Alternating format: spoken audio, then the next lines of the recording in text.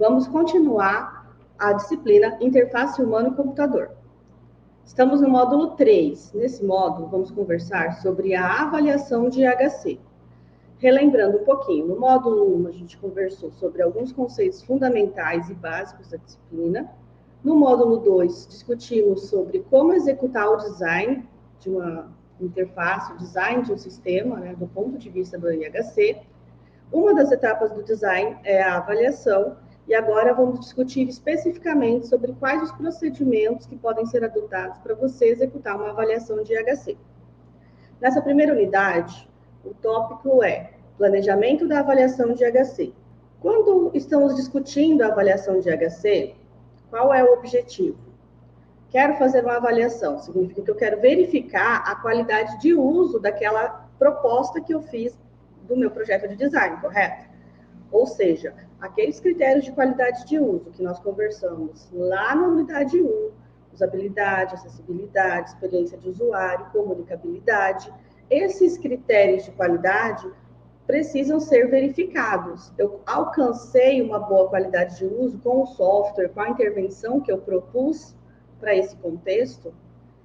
Também nessa avaliação, nós conseguimos identificar problemas que possam acontecer, possam ter passado durante esse processo de design, tanto na interface quanto na interação, enquanto está acontecendo o uso desse software. A avaliação também vai permitir que consigamos alcançar uma solução de maior qualidade. Isso porque, se houverem problemas, haverá um processo de redesign dessa solução, de melhoria desses problemas, para uma posterior entrega aos usuários. Dessa forma, alcançamos aquele processo iterativo que conversamos, que comentamos no segundo módulo, que é o necessário para se adotar um design centrado no ser humano. Mesmo que nós estejamos avaliando do ponto de vista do uso do software, do uso do sistema, nós também avaliamos sempre considerando o ponto de vista dos usuários. Sempre que você tiver essa possibilidade, insira usuários dentro dos processos de avaliação, assim como eles devem participar do processo de design. Ser centrado no usuário também significa que você está atento e em constante comunicação com o seu público-alvo, com os seus stakeholders, para que a solução esteja adequada e validada de uma forma mais orgânica. É muito comum que sistemas que são feitos exclusivamente nas software houses, nas empresas, cheguem para os usuários com uma série de dificuldades e com uma série de necessidades de ajustes. Então, quando você coloca o seu usuário para participar de todo esse processo, claro, quando isso é possível, você vai alcançar uma melhor qualidade e provavelmente terá menos esse processo de faz o design, avalia, corrige. Esse é um ciclo que ele pode retornar com menos problemas de usabilidade, com menos problemas de experiência de uso, tá bom? O que nós queremos quando estamos avaliando um sistema? Nós podemos querer avaliar a apropriação de tecnologia, ou seja, a intervenção que eu fiz naquele ambiente, as pessoas que estão naquele contexto se apropriaram da tecnologia, adotaram ela no seu dia a dia, utilizam ela para a resolução do problema que nós queremos resolver, porque é muito comum, se você chegar em empresas que não tiveram um processo mais colaborativo e mais participativo, que tenha se adotado um sistema, às vezes a chefia vai lá, compra o sistema, mas as pessoas que vão usar o sistema não foram ouvidos, e de repente o sistema foi pago, teve um investimento naquilo, e ele não é utilizado, porque ele não resolve os problemas da forma que as pessoas precisam. Ou seja, é um projeto que falhou, porque a tecnologia não foi aplicada, não foi utilizada no dia a dia das pessoas. Você também pode querer avaliar uma ideia de design.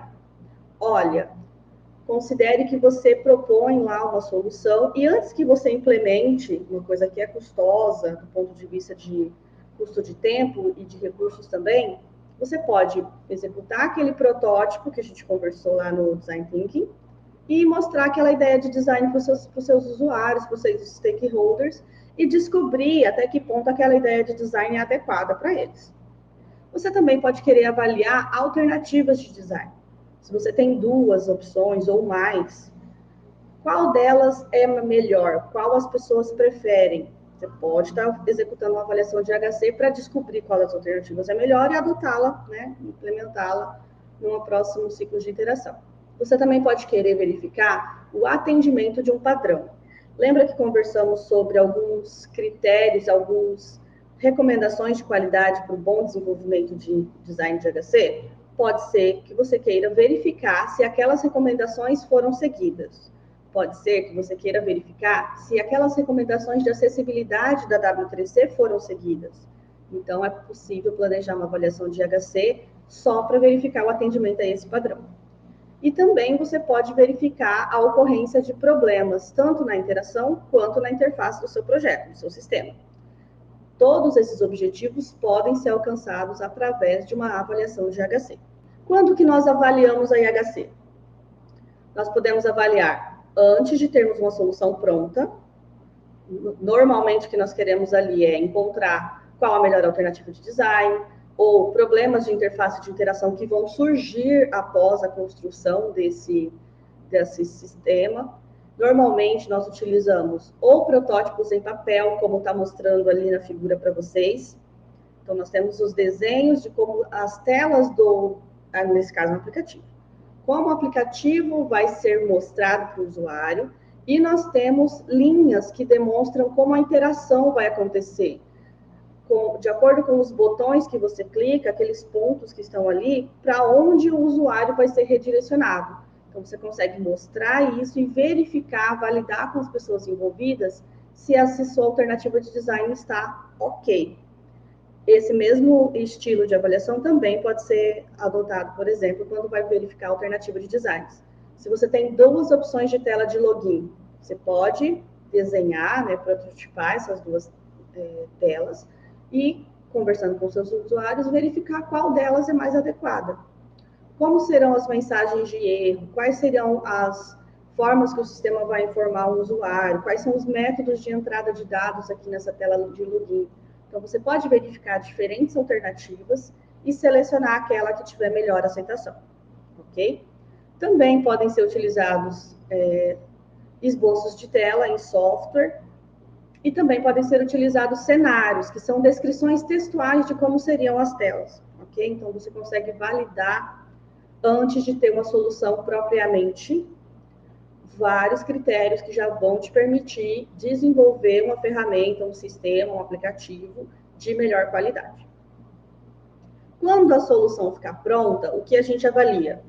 Alternativas de design, problemas da interface na interação, a apropriação de tecnologia e outros critérios que sejam necessários dentro do contexto do seu projeto.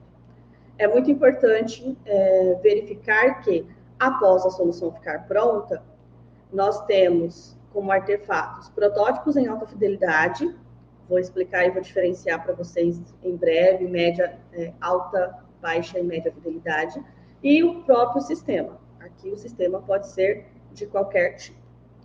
A apropriação de tecnologia, vocês podem observar. Problemas de interface e interação, é possível que você encontre também nos protótipos.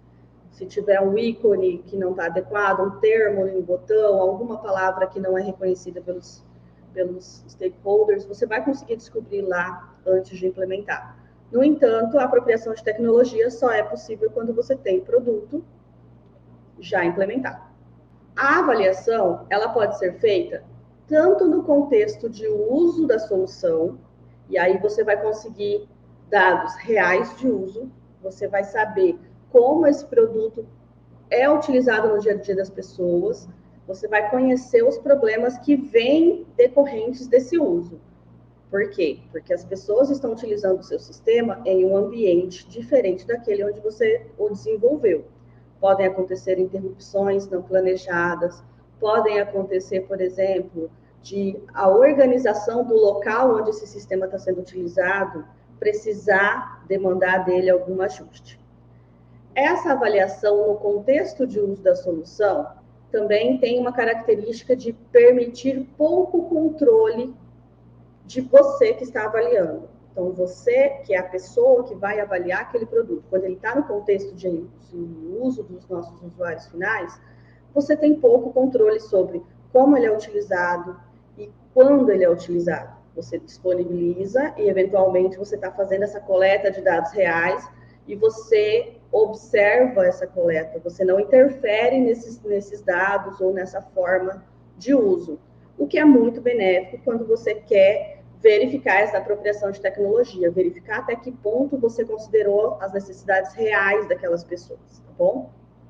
Quando você não consegue fazer essa avaliação em contexto de uso, imagine que lá, quando você quer fazer em contexto de uso, você precisa conversar com esses stakeholders, pedir essa autorização. Pode acontecer de eles demandarem de mais tempo para te atender, isso vai afetar o dia a dia da empresa, pode ser um problema para eles também com relação à forma de trabalho lá na organização. Há muitas dificuldades de se colocar isso em operação. São muitos atores ali que você precisa organizar um cronograma, uma sequência de atividades. Isso pode ser pouco viável a depender do seu projeto. Então, uma alternativa é quando você faz essa avaliação em laboratório. O que você ganha com isso?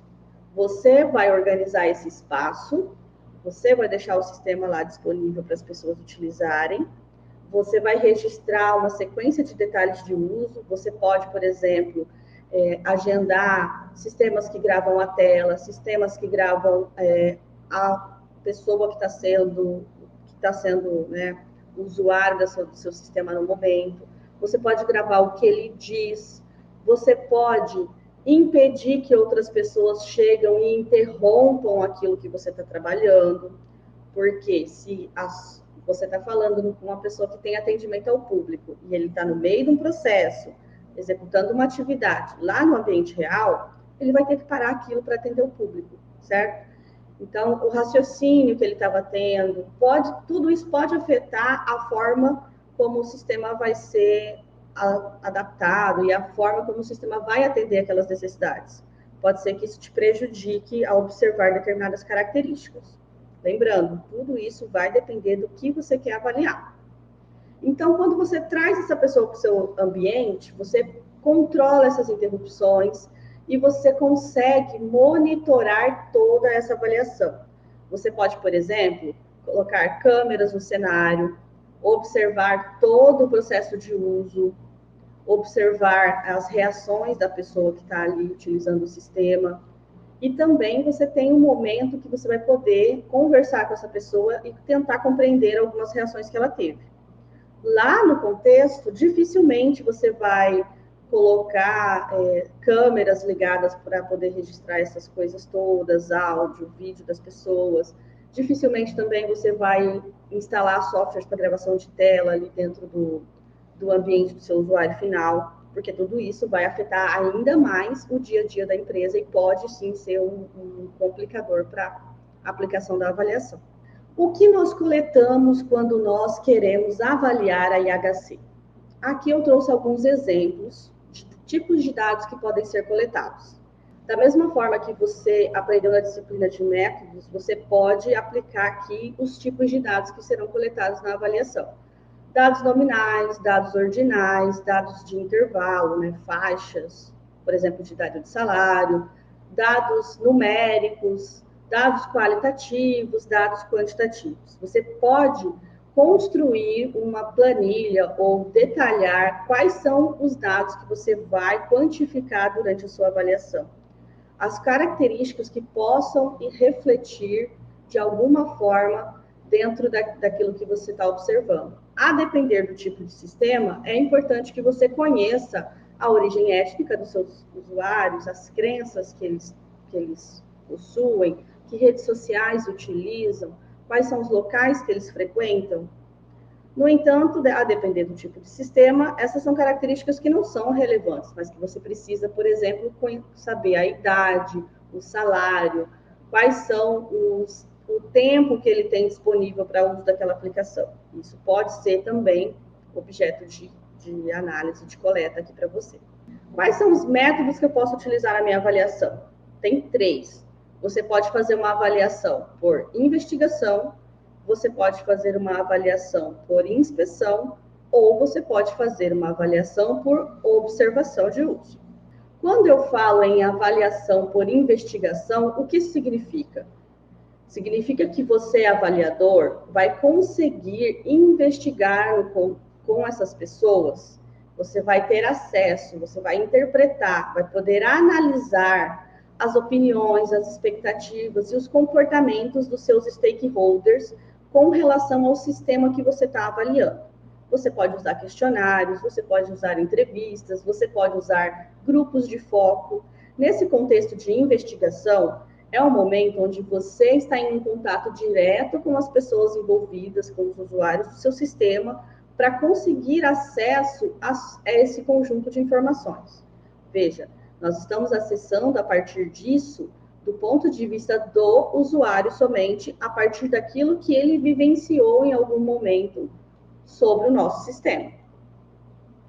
Já quando eu falo em uma avaliação por inspeção, significa que você vai inspecionar, é o próprio avaliador quem faz a atividade de inspecionar essa solução, essa intervenção ou esse sistema. Você, enquanto examinador, procura antever as consequências de algumas decisões de design. Ou seja, você vai investigar, inspecionar aquele sistema, aquelas telas, aqueles menus, e vai tentar se colocar no lugar do seu usuário. Se eu fosse um usuário tentando imprimir um documento aqui nesse sistema, quais seriam a sequência de passos que eu executaria? Quais problemas essa pessoa vai poder encontrar enquanto está usando esse sistema? Ou seja, é uma atividade que vai demandar do examinador uma capacidade de empatia muito grande, um conhecimento muito grande de quem são as pessoas que vão utilizar esse sistema. Então, você pode utilizar, por exemplo, uma avaliação heurística para inspecionar as interfaces ou os protótipos do sistema que você está verificando.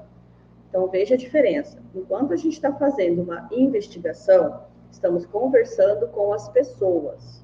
Quando nós vamos fazer uma inspeção, nós simulamos, nós pensamos como as pessoas poderiam usar aquele sistema e quais são as dificuldades que elas poderiam ter naquele momento de uso. Então, verifique que essa inspeção, ela vai demandar de menos recursos para você como examinador, porém, ela também vai depender muito do quanto você sabe dessas pessoas, de quais características você vai privilegiar nessa sua simulação, nessa sua antecipação de atividades, tá bom? E aí, nós temos a avaliação por observação. Essa é uma avaliação que vai permitir a você identificar problemas reais que as pessoas estão enfrentando enquanto elas estão utilizando o seu sistema. E normalmente nós podemos utilizar um estudo de campo ou um teste de usabilidade. Veja a diferença entre os três. No primeiro caso, você investiga com as pessoas. No segundo, você inspeciona a sua interface, tentando antever as ações das pessoas. E na observação, você vai observar essas pessoas utilizando o seu sistema propriamente dito. Então, são pessoas usando o sistema e você conseguindo observar quaisquer dificuldades que elas possam enfrentar naquela experiência de uso.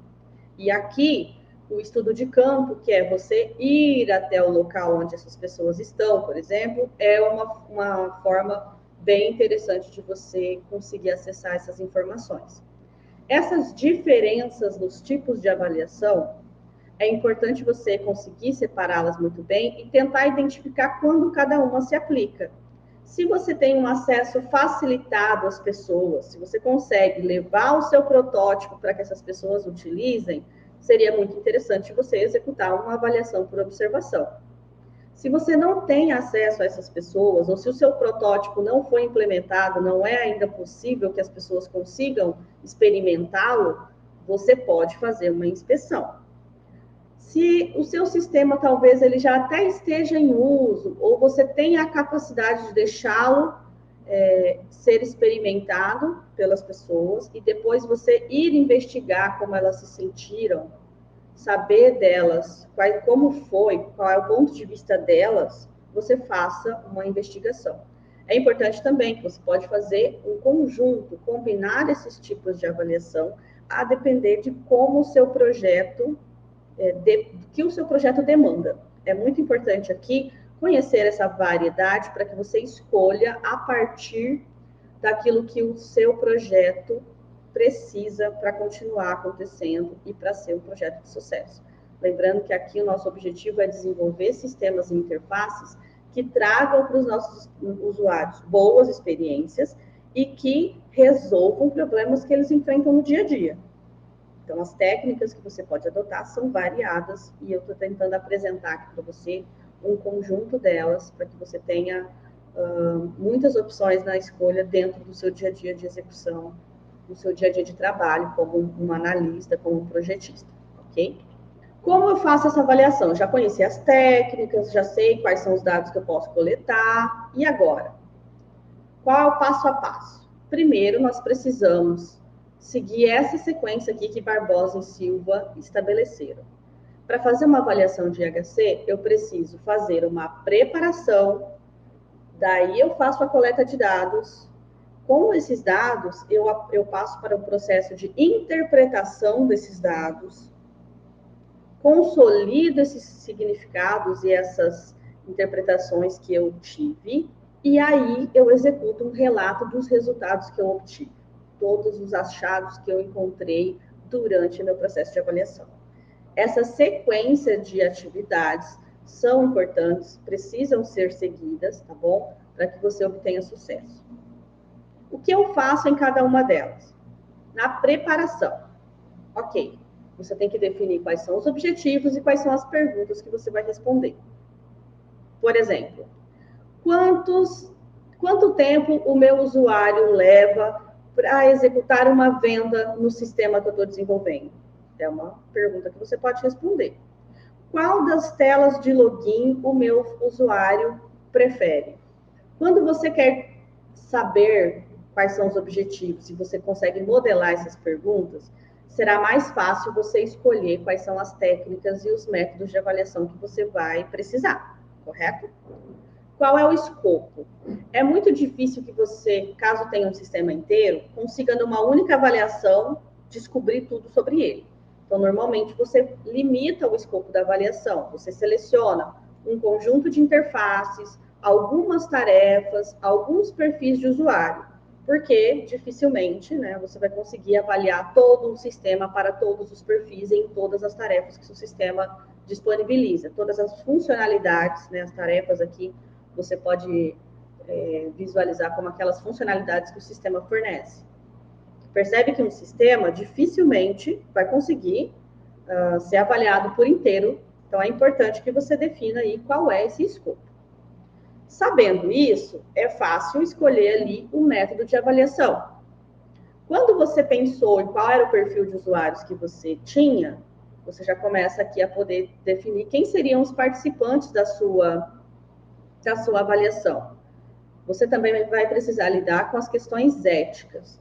Lembra um pouquinho daquele conteúdo de métodos e técnicas de pesquisa que explicou que cada vez que você vai executar uma pesquisa que envolve seres humanos, existe uma regulamentação no Brasil que você precisa passar por um comitê de ética.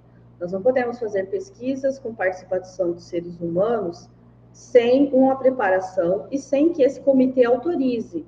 Essa é uma garantia que as pessoas não estarão sendo submetidas a condições impróprias de uso do nosso produto, por exemplo, do nosso software. Essas questões éticas precisam ser planejadas, precisam ser consideradas. E aí você também tem que alocar qual é o pessoal que vai trabalhar contigo na avaliação, quais recursos você precisa e todos os equipamentos. Se você vai precisar de uma câmera, de um computador, de um tablet, isso vai depender do contexto do seu sistema. Mas, considerando todas essas atividades da etapa de preparação, você estará pronta para executar a avaliação do seu design de IHC.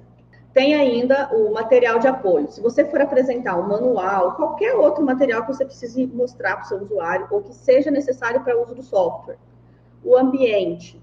se for na empresa, se for no seu local, todos os componentes necessários para o ambiente estar funcionando. Então, aqui eu não estou falando só de computador, hardware, software, eu também estou falando de mesa, cadeira, ar-condicionado, todo aquele ambiente necessário para o teste acontecer de verdade.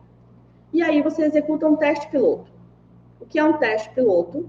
Você vai convidar uma pessoa que tenha um perfil similar àquele que você escolheu para o seu teste e vai executar isso que você planejou com essa pessoa, com esse representante, esse participante. Por quê?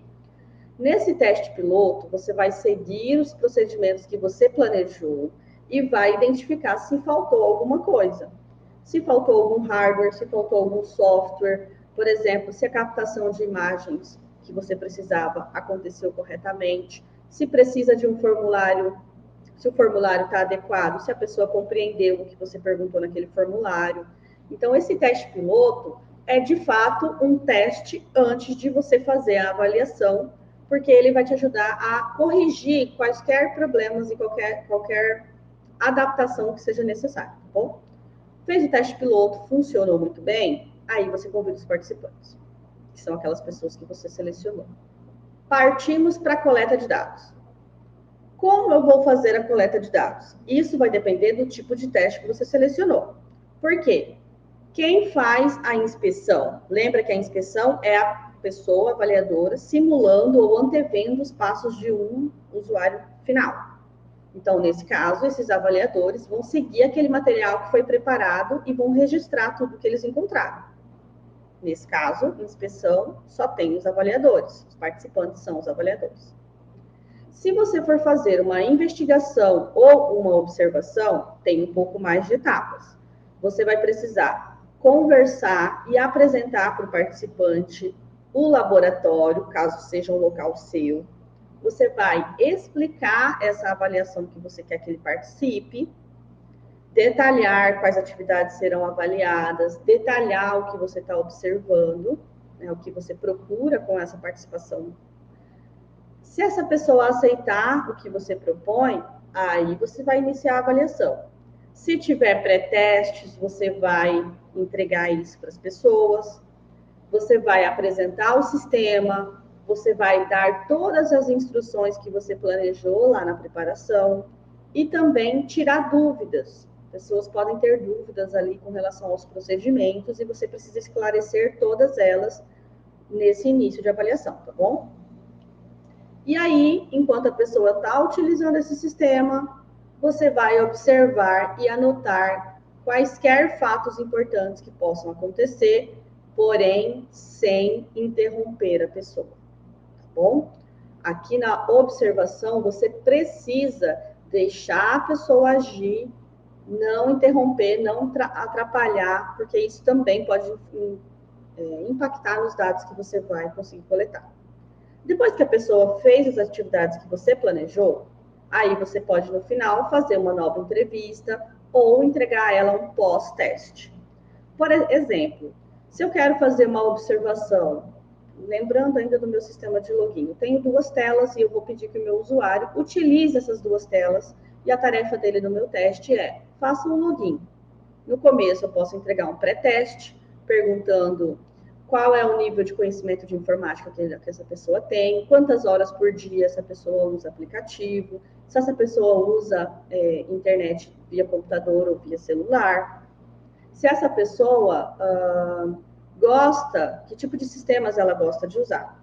Então, são coisas ali no contexto do uso dos sistemas. E lá no final, eu posso fazer um pós-teste perguntando qual foi a forma de login que ele preferiu, por que ele preferiu aquela forma, se ele teve alguma dificuldade. Eu posso fazer isso tanto como um questionário, onde a pessoa escreve, ou numa entrevista. Isso vai depender do que você prefere aí, do que você organizou no seu planejamento, tá bom? Depois que você fez toda a coleta de dados, enquanto aquela pessoa estava usando o seu sistema, você gravou, você acompanhou, anotou qualquer pergunta que ela fez, anotou quando ela clicou no botão errado, anotou quando ela expressou de forma livre algum sentimento, seja positivo ou negativo. Agora, na interpretação, você precisa analisar todo esse material, analisar os vídeos, analisar os áudios, caso tenha feito coleta de logs, analisar os logs que foram gerados no sistema, e aí você vai atribuir significado a isso. Poxa, o que significa quando o seu usuário clicou no botão errado?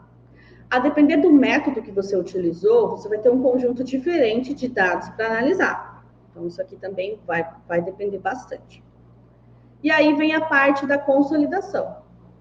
Você encontrou uma série de dados, uma série de achados, você tentou representar, relacionar isso a algum significado, e agora você vai tentar verificar se há recorrências. Quantos usuários meus cometeram esse mesmo erro? Será que eles têm alguma característica que provavelmente é o que modelou esse comportamento?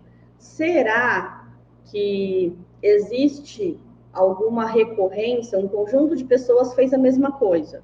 Isso indica que, independente dos perfis de usuários ali, pode acontecer que a minha interface deu a eles uma compreensão incorreta do que eu queria. Isso acontece bastante com palavras, com termos. Há momentos em, será que muita gente não identificou aquela ação que estava numa cor com pouco contraste, por exemplo, não conseguiu encontrar a opção? Então, todas essas ações, você começa a organizar, a quantificá-las, e a partir disso você vai responder a sua pergunta. Se eu tinha duas opções de tela de login, qual delas eles preferiram? Eles podem ter preferido a opção 1 ou a opção 2. Quantos erros aconteceram na minha tela de login 1 e na minha tela de login 2? Por que a 2 é ruim? Você pode, talvez, ter identificado que um botão não foi localizado naquela tela. Então, por isso, ela foi menos escolhida. Essas respostas são construídas nessa fase de consolidação. E é também importante você ter bastante cuidado com as generalizações. O fato de um conjunto de pessoas ter demonstrado um comportamento não significa que todas as outras vão fazer o mesmo. Então, se um conjunto de pessoas preferiu a alternativa 1 de tela de login, pode ser que não sejam todos que vão querer aquela mesma tela. Então, assim, tomar cuidado e compreender as limitações de uma avaliação de IHC, ok? É uma coisa importante para que você considere possibilidades alternativas também. Depois disso, vem a etapa de relato de resultados. Então, quando você vai relatar problemas, os resultados que você encontrou, você está dizendo assim, o meu objetivo, você vai colocar ali, o meu objetivo com o teste foi esse, o escopo que eu avaliei foi esse, o método adotado esse, o perfil de pessoas que foram convidadas para o meu teste, você vai descrever esse perfil, participaram do meu teste, essas pessoas ou esses avaliadores, se foi uma inspeção. Eu coletei dados ABCD, né, todos os dados que você coletou. Qual foi a interpretação que você teve a partir desses dados? Quais foram os problemas que você encontrou durante essa avaliação? Porque aqui na avaliação a gente quer encontrar problema. Aquilo que funcionou está ótimo, era o plano. Então, quais foram os problemas? Olha, a pessoa não identificou o botão de acesso. E agora, como que eu corrijo isso? Então, tem um plano de reprojeto. Qual é a correção que você sugere? Poderia, talvez, aumentar o contraste, aumentar o tamanho do botão, ou mudar a posição que ele está ocupando na tela. Então, há planos ali para reprojeto que você pode já executar no seu relato de resultados. Aqui está a referência, também há material de leitura para você, ok? Alguns artigos que apresentam aí algumas avaliações de IHC que eu acho que podem ajudar vocês a ter uma visão mais prática de como utilizar esse conhecimento.